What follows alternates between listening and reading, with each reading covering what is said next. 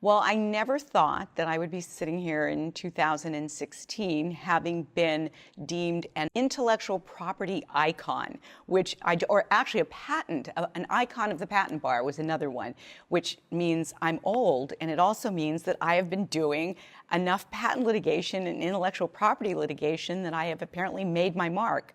What's so surprising about that is that that's not how I started. I started in 1977 as a federal defender. I was a baby. I just turned 23 after I graduated from Yale, and I came here to the Federal Defender Office in San Diego. One of the things I loved about the criminal defense cases that I did in the area of like defense contract fraud or white collar was there were technology aspects to it. So I decided, well, what area of law can I still keep the technology part, but find law that is still meaningful, where I can actually make a difference.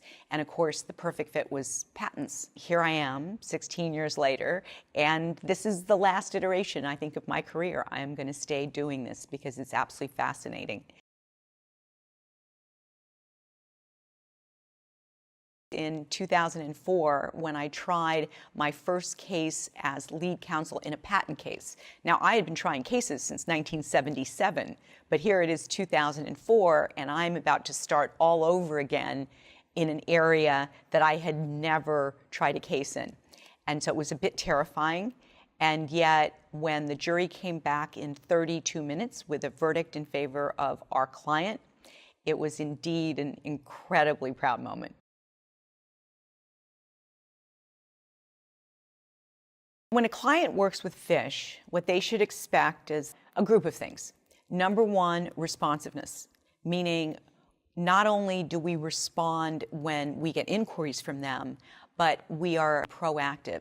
We find out what are the client's concerns? What are their goals? Where does this litigation fit within their overall business plan? And we try to keep all of that in mind so that we can deliver the best service possible. They should also expect no surprises.